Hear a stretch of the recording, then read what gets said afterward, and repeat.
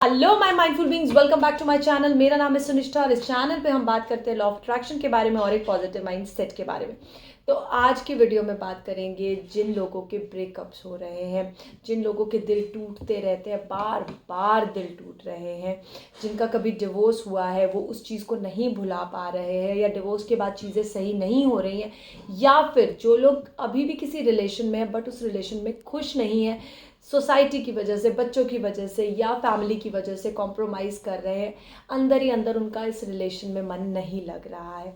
तो हम बात करेंगे कि क्यों ये सारी चीज़ें हो रही हैं और इन चीज़ों का क्या सॉल्यूशन है। तो सबसे पहले हम बात करेंगे कि क्या होता है जब ब्रेकअप होता है, या फिर जब डिवोर्स होता है, या फिर जब हमारा दिल टूटता है, जब हम हर्ट होते हैं तो क्या फीलिंग्स होती हैं। सबसे पहली बात, जब हम किसी से प्यार करते हैं ना, तो लव, अगर मैं लव की बात करूं तो love is the strongest and the purest form of emotion. सब सारे इमोशंस पे सबसे भारी है लव। लव सबसे ज़्यादा स्ट्रांग होता है। तो और जब हम किसी के साथ प्यार के इमोशन में होते हैं ना, लव में होते हैं ना, तो हम उसके साथ एक हो चुके होते हैं। मतलब लव एक ऐसी फीलिंग है that we both are one, हम एक हो जाते हैं प्यार में। कहते हैं ना, ये तो आपने कहते हुए भी लोगों को सुना है कि हम एक हो गए। और जब हम एक हो जाते हैं ना, हम में कोई भी डिफरेंस नहीं रहता, तो हम अपने जैसा, अपने से कनेक्टेड फील करते हैं उस इंसान को। और फिर जब वो इंसान दिल तोड़ता है, किसी और से प्यार करता है, हमारी बात नहीं समझता, हमें परेशान कर रहा होता है, तो हम ज़्यादा दुखी हो रहे होते हैं। क्यों? क्योंकि हम हमेशा ये एक्सपेक्ट करते हैं ना कि वो मुझे प्यार ही करेगा, वो मेरी बात सारी सुनेगा, या फिर वो मुझे कभी धोखा ही नहीं दे सकता, क्योंकि हम दोनों तो एक हैं। और प्यार में मिला हुआ धोखा, प्यार में ब्रेकअप, प्यार में हर्ट, प्यार में किसी भी तरह की मिसअंडरस्टैंडिंग हमसे टॉलरेट नहीं होती। वो चीज़ अगर कोई एक अननोन पर्सन हमारे साथ कर रहा हो, हमें फ़र्क नहीं पड़ेगा, पर जिससे हम प्यार करते हैं वो कर रहा हो तो कितना फ़र्क पड़ता है। तो यहाँ पर सबसे पहले मैं ये बताऊँगी कि क्या होता है कि लव एक इमोशन है। जैसे कि हमने हमेशा डिस्कस किया है कि इमोशन किससे क्रिएट होता है। It is a form of an energy. किसी एनर्जी से हमारे इमोशंस क्रिएट होते हैं ना। जिस भी डायरेक्शन में एनर्जी जाएगी वहाँ पर कुछ ना कुछ इमोशन क्रिएट होगा। अब मेरा अट्रैक्शन किसी पर्सन की तरफ हुआ, मुझे वो पर्सन अच्छा लगने लगा, तो वहाँ पर अच्छी एनर्जी गई और उसने क्या क्रिएट किया? लव को क्रिएट किया। तो क्या एनर्जी है? लव की एनर्जी है। अब जब वो लव का ब्रेकअप होता है, जब वो लव में हम हर्ट होते हैं, जब उस लव में हमें धोखा मिलता है, जब उस लव में हमारी कोई रिस्पेक्ट और वैल्यू नहीं होती, तो वो लव कन्वर्ट हो जाता है एक दूसरी एनर्जी में, जिसको हम बोलते हैं हेट्रेड, जिसको हम नफ़रत की एनर्जी बोलते हैं। तो क्या हुआ? एनर्जी कभी भी डिस्ट्रॉय नहीं होती, मतलब एनर्जी कभी भी ख़त्म नहीं होती, एनर्जी ट्रांसफॉर्म हो जाती है। पहले प्यार की एनर्जी थी, अब नफ़रत की एनर्जी है। तो एनर्जी क्या हुई? ट्रांसफॉर्म हुई, ख़त्म नहीं हुई। तो एनर्जी का जो फॉर्म है ना, वो एक रूप से दूसरा रूप ले लेता है, पर ख़त्म नहीं होता, ब्रेक नहीं होता। अब जब हम उस हेट्रेड वाली एनर्जी में कंटिन्यू करते हैं, तो हम किस वाइब्रेशन में होते हैं? हेट्रेड वाली वाइब्रेशन में, क्योंकि अभी ब्रेकअप हुआ है, किसी ने धोखा दिया है, किसी ने मेरे साथ गलत व्यवहार किया है, तो मैं किस एनर्जी में हूँ? एक हेट्रेड वाली एनर्जी, एक नफ़रत वाली एनर्जी। और जब हम उस हेट्रेड वाली एनर्जी में होते हैं, तो हम कहाँ, किस एनर्जी पे वाइब्रेट कर रहे हैं? We are vibrating on a low frequency, we are vibrating on a low vibration वाली एनर्जी, दैट इज़ हेट्रेड। और जब मैं उस एनर्जी पे वाइब्रेट कर रही होंगी, तो मेरे अंदर से भी वही फ्रीक्वेंसी निकल रही होगी, मेरे अंदर से भी हेट्रेड की फ्रीक्वेंसी निकल रही होगी। तो सामने जिस पर्सन को मैं अट्रैक्ट करूँगी, वो भी वही सेम पर्सन होगा जिसकी वही फ्रीक्वेंसी होगी, मतलब जिसकी उस पर्सन से रिलेटेड एनर्जी होगी। आप समझ रहे हैं कि अगर मैं किसी पर्सन के साथ, मेरा ब्रेकअप हुआ है और आज भी मैं वही एनर्जी कंटिन्यू कर रही हूँ, स्टोर कर रही हूँ, तो मेरी फ्रीक्वेंसी और मेरी वाइब्रेशन क्या है? वही सेम फ्रीक्वेंसी और वाइब्रेशन है। अब जो सामने से दूसरा पर्सन आएगा, वो सेम उसी पर्सन जैसा होगा। फिर दोबारा क्या होगा? ब्रेकअप होगा, हर्ट होगा, मैं रोऊंगी और फिर परेशान होंगी। तो ये चीज़ क्या होगी? लाइफ में कंटिन्यू। अगर अभी आपकी शादी हो गई, आपका सब कुछ ठीक चल रहा है, बट आप कभी कभी ये चीज़ नोटिस करते होंगे कि आप उस रिलेशन में खुश नहीं हैं। और ये इस वजह से होता है कि अगर कभी भी आपका लाइफ में कोई ब्रेकअप हुआ है ना कहीं उसकी एक स्टोर्ड एनर्जी है, उसकी स्टोर्ड एनर्जी की कहीं ना कहीं वो वाइब्रेशन और फ्रीक्वेंसी आपके अंदर बाकी है। तो आपको क्या करना है, उस स्टोर्ड एनर्जी से हमें बाहर आना है। कभी भी लाइफ में ब्रेकअप हुआ है उससे भी बाहर आना है। अभी रिसेंटली बहुत ज़्यादा ये चीज़ें हम फेस कर रहे हैं, सेम पर्सन ऐसे ही लोग क्यों मिल रहे हैं बार बार, उसको भी ब्रेक करना है। या फिर हम चाहते हैं कि हमारी आने वाली ज़िंदगी अच्छी हो, या फिर अभी जो मैं जिस रिलेशन में हूँ उस रिलेशन में मैं खुश रहूँ, मैं सामने वाला पर्सन सब कुछ कर रहा है, मुझे ही क्यों नहीं अच्छा लग रहा है। क्यों? क्योंकि सेम एनर्जी है, वही फ्रीक्वेंसी है, वही वाइब्रेशन है, कैसे अच्छा लगेगा। और सामने वाला पर्सन कुछ भी करेगा आपको अच्छा भी नहीं लगेगा, because you are vibrating on that same frequency, on that same energy जो आप किसी और पर्सन से लेकर आए हो। तो इसका क्या सोल्यूशन है? तो सबसे पहले हम बात करेंगे कि अगर आपको ऐसी कोई भी स्टोर्ड इमोशन एनर्जी लगती है और वो कभी ट्रिगर होती है ना, वो आपके अंदर से निकलती है कि मुझे ही तुम नहीं समझते, मुझे कोई नहीं समझता, मैं ऐसा कर लेती, या मैं उससे शादी कर लेती, या ऐसे लाइफ में हो जाता, ये हो जाता तो वो हो जाता, बहुत सारी चीज़ें होती है ना, कभी कोई चीज़ होती है तो वो ट्रिगर हो जाती है। तो आपको क्या करना है, आपको एक पेन पेपर लेकर उस ट्रिगर्ड इमोशन को लिखना है, and you have to write it down. लिखिए उस ट्रिगर्ड इमोशन को, क्योंकि वो इमोशन ट्रिगर हो गया है। अब उसे शांत करने का क्या तरीका है? सबसे पहले राइटिंग उसको शांत करने का तरीका है। आप उसे लिखेंगे और आप उसे आग में जला। सबसे पहला प्रोसेस क्या करना है, you have to write it down. हर एक चीज़ लिखो, हर एक चीज़, मतलब अगर किसी को बुरा बोलने का भी मन कर रहा है ना, वो भी लिख दो, हर चीज़ को लिखो और उसको लिखो, रो दो, जो करना है ना, जो इमोशन ट्रिगर हो गया उसको शांत मत करो, नहीं नहीं नहीं नहीं, ऐसा नहीं सोचना, ऐसा नहीं करना, मैं लॉ ऑफ अट्रैक्शन फॉलो कर रही हूँ या मैं एक पॉजिटिव लाइफस्टाइल की तरफ हूँ, नहीं नहीं नहीं नहीं, ये नहीं करना। नो, ट्रिगर्ड इमोशन को शांत करने के लिए यू हैव टू राइट। आप ये सब लिखने का प्रोसेस कर लेंगे, आप उसको आग में जाके जला देंगे।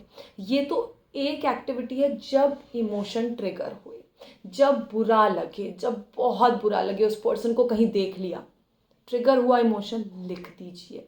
उस पर्सन की फोटोग्राफ देख ली, ट्रिगर हुआ इमोशन लिख लीजिए। अभी वो पर्सन आपके साथ है, आप उसके साथ रिलेशन में है और आपको कोई चीज़ बहुत हर्ट कर रही है कि मैं ये डिज़र्व नहीं करती थी, लिख लीजिए और उसको जला दीजिए। पहला प्रोसेस तो हम ये करेंगे। दूसरे प्रोसेस की बात करती हूँ, this is the most important process जो कि हमें अपनी लाइफ में हमेशा करना चाहिए, दैट इज़ फॉरगिवनेस। आपको उस पर्सन को फॉरगिव करना है। हम फॉरगिवनेस नहीं करते, हम उसे माफ़ नहीं करते। फॉरगेट, हाँ भूल जाएंगे, भूल गई मैं उसको, मैं मूव ऑन कर गई हूँ, मैं भूल गई हूँ, हम भूल गए उसको, बट हमने फॉरगिव किया नहीं किया। कभी दिख गया तो बुरा लग जाएगा, कभी कोई बात हो गई उससे रिलेटेड तो बुरी लग जाएगी, कभी कोई चीज़ याद आ गई उसकी तो बुरा लग जाएगा, तो बुरा तो लगता रहेगा। और फिर जब हम फॉरगिव नहीं करते, और जैसे कि मैंने बोला वो लव वाली एनर्जी हेट्रेड में कन्वर्ट हो जाती है और भी बहुत सारे इमोशंस लेकर आती है, गिल्ट, एंगर, रिवेंज, और कई बार तो लो सेल्फ एस्टीम। आपको लगता है मैं ही इसी लायक नहीं थी, मैं हूँ ही नहीं, मैं शायद देखने में अच्छी नहीं हूँ, या फिर मेरे अंदर वो क्वालिटीज़ नहीं है, मैं ही बुरा हूँ, ये सारी चीज़ें भी आ जाती हैं। तो आपको क्या करना है, उस पर्सन को फॉरगिव करना है। अब आप बोलेंगे बुरा तो उसने किया, धोखा तो उसने दिया, उसके साथ बुरा होना चाहिए, उसको आके मुझसे माफ़ी मांगनी चाहिए। नहीं, इमोशन आपके अंदर है, एनर्जी आपके अंदर है, क्या पता वो उस एनर्जी से फ्री हो गया, बट आपने क्या किया हुआ है, आपने उस एनर्जी को कंटिन्यू किया हुआ है। अब फ्री किसको होना है, आपको होना है, उसको फ्री होने की ज़रूरत नहीं है। तो आपको फॉरगिवनेस करनी है just to get rid of that energy. अगर एनर्जी स्टोर करोगे, एनर्जी कंटिन्यू करोगे, एनर्जी रहेगी, एनर्जी कभी डिस्ट्रॉय नहीं होती। आज से 20 साल पहले ब्रेकअप हुआ होगा, उसकी एनर्जी आज भी बाकी होगी। तो इसीलिए उस एनर्जी को फ्री करने के लिए हम फॉरगिवनेस कैसे करनी है, सबसे पहले आपको उस पर्सन को अपने सामने विजुलाइज करना है। आंखें बंद कर लीजिए, शांत हो जाइए, बैठ जाइए एक जगह पर। जब ये इमोशन ट्रिगर हुआ तो आपने वो जो राइटिंग प्रोसेस करा उससे काफ़ी एनर्जी आपकी शांत हो जाएगी। तो आपको क्या करना है, उस पर्सन को अपने सामने विजुलाइज करना है। दोनों हाथ इस पोजीशन में रखने हैं जैसे हम किसी को आशीर्वाद देते हैं, है ना। आंखें बंद कर लीजिए, दोनों हाथों को अपने हार्ट के पास लेकर आइए और आशीर्वाद देने वाली एक पोजीशन ले लीजिए। इस पोजीशन को लेने के बाद उस पर्सन को सामने विजुलाइज करिए और उस पर्सन को खूब सारी ब्लेसिंग्स दीजिए, खूब सारी ब्लेसिंग्स दीजिए। देखिए कि वो पर्सन कितना खुश है, क्योंकि जब हमें बुरा लगता है ना कोई हर्ट करता है तो हम बुरा बोलते हैं, देखना उसके साथ क्या होगा, उसके साथ तो बहुत बुरा होना चाहिए, उसने मेरे साथ ऐसा किया, उसको कभी प्यार ना मिले, उसके साथ ये हो, उसके साथ वो हो। पर ये नहीं करना ना, हमें क्या करना है, हमें उसे ब्लेसिंग्स देनी है, उसके साथ बहुत अच्छा हो रहा है, वो बहुत खुश है, वो अपनी फैमिली के साथ बहुत खुश है। उसको खुश होते हुए देखते हुए ना आपके अंदर से भी एक खुशी का भाव आ रहा है। उसको खुश होते हुए देखकर आपको बुरा नहीं लगना चाहिए, आपको बहुत खुशी का आनंद हो रहा है क्योंकि वो खुश है। और देखिए उसके ऊपर से फूलों की बरसात हो रही है, उसके ऊपर फूल बरस रहे हैं, क्योंकि उसको ना ब्लेसिंग आप हर फॉर्म में दीजिए। आप ब्लेसिंग दिल से दे रहे हैं, वो ब्लेसिंग दीजिए। आप उसको ब्लेसिंग फूलों से, हम कहते हैं ना फूलों की बरसात कर दो उस इंसान पे, तो उस फॉर्म में देखिए, जिस भी फॉर्म में आपका विजुअलाइजेशन ब्लेसिंग्स दे सकता है उस फॉर्म में उसको ब्लेसिंग्स दीजिए। उसको हैप्पीनेस के फॉर्म में ब्लेसिंग दीजिए, उसको फ्लावर्स के फॉर्म में ब्लेसिंग दीजिए, उसको एनर्जी के फॉर्म में ब्लेसिंग दीजिए कि आपके हाथ से वाइट लाइट जा रही है उसकी तरफ और उसको पूरा प्रकाशित कर रही है, पूरी एनर्जी वाइट हो गई है वहाँ पर। और ये कनेक्शन अब जो आपका उसके साथ था, जो कि पहले लव का था, फिर आपने उसको हेट्रेड की एनर्जी में कन्वर्ट किया, अब जब आप फॉरगिवनेस करते हो तो वो फिर से लव की एनर्जी हो जाती है। तो लव का मतलब ये नहीं है कि आप उस पर्सन के लिए वो फीलिंग्स रखेंगे लव वाली, but love as a human being आप उससे एक कनेक्शन फील करेंगे, दैट इज़ लव वाला कनेक्शन, कि हाँ अब सारी एनर्जी और सारे जो भी डिस्प्यूट्स हमारे बीच में थे वो रिजॉल्व हो गए हैं। अब हम दोनों वी आर एट पीस, हम दोनों पीसफुल कंडीशन में, हम दोनों परेशान नहीं हैं। मतलब तुम तो मुझे नहीं पता परेशान हो नहीं हो, पर मैं अब परेशानी वाली सिचुएशन में नहीं हूँ। और मैंने लास्ट टाइम भी आपको बताया है कि फॉरगिवनेस ऐसी होनी चाहिए जैसे पेड़ होता है ना, उसे कितना भी हम पत्थर मारे, कितना भी पत्थर मारे तो वो क्या देता है, वो फ्रूट देता है ना उसकी जगह पर। तो यही फॉरगिवनेस का मोटिव है कि आपके दिल से दी हुई फॉरगिवनेस ऐसी होनी चाहिए, वो सामने से चला जाए, वो कुछ भी करते हैं तो आपको इतनी सी भी परेशानी ना हो, आपको इतना सा भी कोई रिवेंज का भाव ना हो, कोई और फॉर्म ऑफ एनर्जी ही ना हो। ये फॉरगिवनेस तब तक करनी है।